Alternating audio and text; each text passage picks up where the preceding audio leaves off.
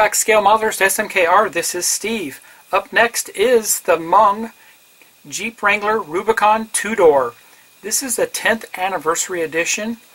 This is actually representing a Jeep from 2013. And the model of this Jeep is called the JK. This is the 2-door. As you can see in the picture, it's 1/24 scale. It's kit number CS-003. This happens to be the first all styrene plastic kit in 1/24 scale of the JK style Jeep. Now, what distinguishes this as a Rubicon is on these Jeeps they put in the bigger axle, the Dana 44 axles up front and in the back. They also have an automatic front sway bar disconnect. Look at the box here a little bit. They give us some AK interactive color callouts. This came out last year in 2017, and then they talk a little bit about the 10th anniversary edition of this Jeep. Open this up, and we have a box full of parts. I'm going to take these parts out, and we will have a better view of all the parts out of the plastic. I'll be right back. Good morning, freedom. Hello, adventure. Today is yours. To find your can-do spirit, your will-do strength. To chart new paths and rediscover old ones. Capability has found its versatility, making all days and all terrains equal.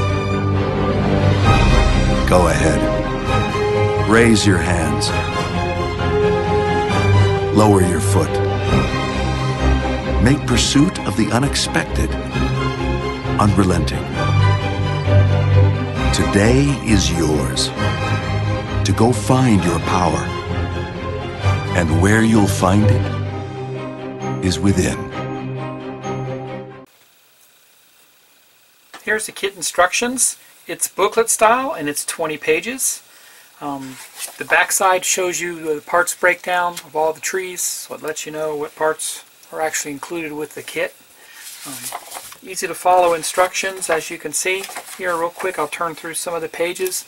You can see we have separate axles, sway bars, shocks, interior seats, which are true to the JK Jeep, and so forth. They also give you a little color insert, which give you the color callouts for the kit, the AK color callouts. Now, some of you know this already, but I am a Jeep lover. I own 2 Jeeps myself. I have a 2010 JK Jeep Rubicon Unlimited. Unlimited means it's the 4-door version. I love the 4-door because it's longer wheelbase. It's better for crawling over rocks and such. My wife happens to drive that every day. It's a daily driver for her. The other Jeep that I own is a 1996 Jeep Cherokee. Now, I've done some massive modifications to it. I've actually put an 8-inch long arm lift underneath it. So it has the Rubicon Express lift underneath it. I have bigger tires under it. Right now they're 33-inch tires. I want to go to 35. I plan to upgrade the axles. I do have a locker in the front axle. So it has the Dana 30 and a Dana 35 axles. The Dana 30 up front, the 35 in the rear. And like I said, I do have a locker up front. And that's all I really need to wheel around here. It's pretty awesome, and it does the trick for me. I did recently go to Florence area and wheeled Box Canyon and a trail called Elvis. It was a night run, had a lot of fun, a lot cooler temperatures down here in Tucson, and our southern Arizona summers can get very hot, not fun to wheel during the daytime. But anyway, let's move on to the kit parts. Alright, here's the first set of parts, and this is sprue number B. This is all the interior. Looks like some of the fender wells, the fender flares, and such. All these parts are familiar to me because I own a Jeep just like it. You know, this one's a 2013, mine's a 2010.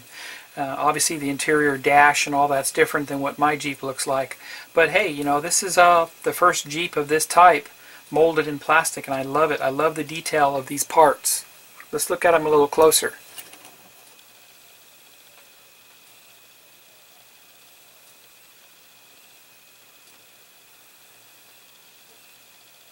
Door panels look great. Even got the interior fender pieces there. Here's the dash. So that's true to the 2013 Jeep. Has a little more buttons and knobs than what my 2010 has. Fenders look great. Those are the stock factory fenders. A lot of people modify those fenders for larger tires. And the steering wheel looks true to the new Jeep. Very cool. Turn it over. Nothing really to show on the other side.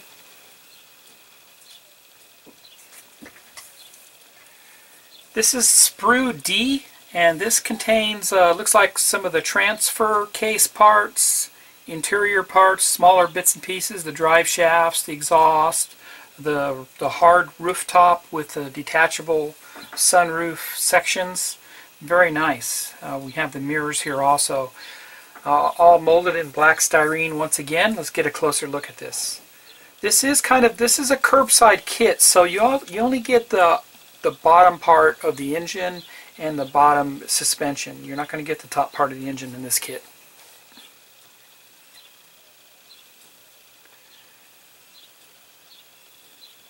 Very nice.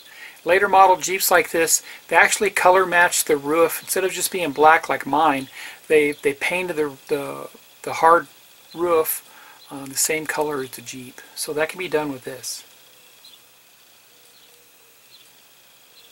So there's the bottom of the engine and transmission, the transfer case down below there. We have some brake parts, drive shafts, the exhaust system, and your removable T-tops. Very cool. A couple pieces, little parts of your Dana 44 axles there. Turn it over. And yeah, they do give us some details underneath the removable T-tops there. That's what they look like on the inside. They would actually be painted white. And no detail on the backside. There isn't any on the real Jeep also, so that's true to that. Very nice. I'm impressed with this kit. MENG really did their homework with this Jeep. Next is Sprue number C. This is a third tree molded in black plastic. Now this contains our frame, our roll bars, the wheels, the front and rear bumpers,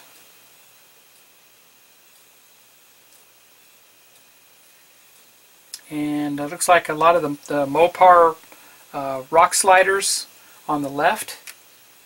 Very cool. I'm very impressed with this. The details are outstanding on this. Look at it closer here. Here's the wheels, the factory wheels that Mopar supplies with the Jeeps. Here's the roll bars with the factory bump cushions. There's the frame. Looks like a skid plate for the gas tank. There's your bumpers, the late model bumpers that they put on the Rubicons and on some of the other model Jeeps that they released. Very impressed, very impressed. Turn this over. Not many details to see on the other side. Next is Sprue Tree A. Now this is molded in baby blue. Now this represents the body parts, the side body panels, the doors, the rear hatch, the windshield frame, front grille, and the front hood. Now if you look at it, very nice here. I'm loving this already. I might have to get me another copy of this one. But there you go, including the badging for the Jeep, the Trail Ready badge on there. little bit of pieces of plastic hanging off, but no big deal there. We do have the gas tank cap there, the Mopar gas tank cap. That's actually, if it's a 10th anniversary edition, I have a feeling that that 10th anniversary edition Jeep came with a lot of extras. And here's the grille. And if you notice the grille, it does have on the top of the grille is the Jeep sign up there, the Jeep placarding. And you noticed how many slots do you see in the grille? There's 7. What does that represent? That does represent something to Jeep. The 7 slots in the grille represent 7 continents, which means this Jeep has been seen and it has been four-wheeled on 7 continents of the world, which is all the continents. So it's a worldwide Jeep, been around forever, since the early 40s during World War II, and been very popular to four-wheel and own.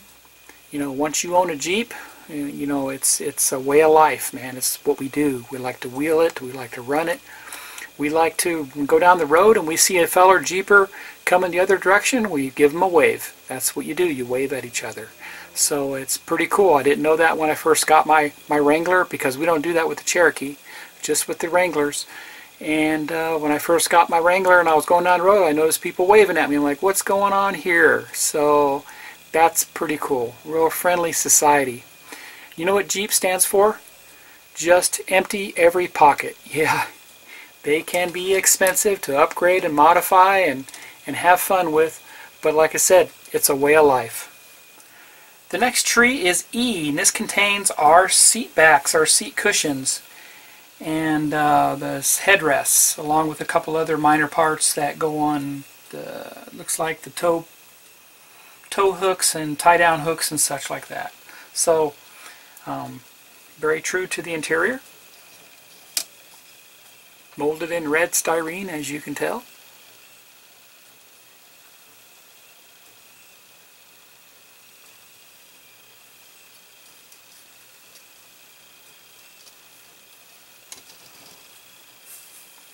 I will put a link down below to my blog, and I'll have detailed close-up photographs of the kit parts there so you can have a better look at the parts. Here are the clear parts, and it looks like they are double wrapped. As I was cutting them open, I noticed it's in another section of plastic here for protection. And we'll just peel that away. And there we go.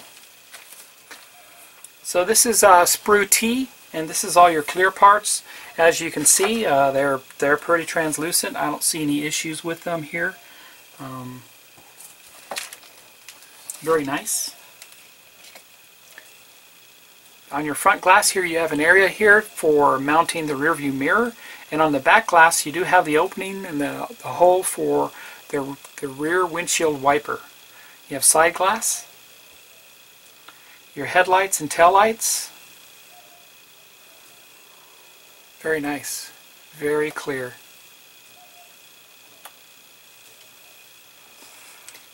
In the description below, I'll also put some links to my favorite YouTube channel, which is called Way of Life. That guy has some professionally filmed videos of the Jeeps that he wheels. He wheels a couple of JKs, both of them highly modified Jeeps, and then he just bought the new JL Jeep, which just came out this year in 2018. Oh, how I want a JL real bad. It's an awesome Jeep, and Jeep has done their homework for the four-wheeler and done a lot of things to that where you don't have to do a whole lot to upgrade that Jeep with the bigger tires and suspension components, and you don't have to move things a whole lot underneath. It's ready to go. It's ready to rock and roll. It has the 8-speed transmission under it and all that. This Jeep here happens to have, I believe it has a 6-speed transmission under it, whereas my Jeep only had the 5-speed. So, or the 4-speed transmission. So, in the newer Pinterest engine, the 3.7 engine, I believe it is, liter engine, whereas my 2010 had the 3.8 liter engine. Here are the tires that come with this kit, and they look like they represent the mud terrains that normally come with this Jeep. My Jeep came with the BF Goodrich mud terrains, and that's what these look like they are. There are no markings on these. The MENG must not have gotten the licensing with BF Goodrich to put the stamping on these tires, so they come plain. They do not have any BF Goodrich stamping. I normally don't like to have the white wall showing on my tires anyway, so that's perfect. I think it really doesn't matter to have those on these tires. But you can see they do have some very nice tread detail, and they look just like the mud terrains that come with the Rubicons. They come standard with the Rubicon model Jeep. And we have some poly caps probably for the axles. And as you can see, this kit does come with real springs for the suspension, so that's pretty cool. Very nice, real metal springs. And lastly, the kit comes with some decals. Very nice decals, giving us the Rubicon decals for the hood, the gauges for the instrument cluster, the 10th anniversary decals, and a couple other minor small decals that do go on the Jeep. They also gave us some chrome plated stickers, the Jeep emblem, and for all three mirrors, the rear view mirror and both side mirrors. Very nice. Great job, Mung. For a 75th anniversary, any car company can tell you about the milestones they've reached. But only one can tell you about Old Faithful, the Jeep that stormed the beaches of Guadalcanal, and the grateful soldiers who fought by its side that put it up for a Purple Heart.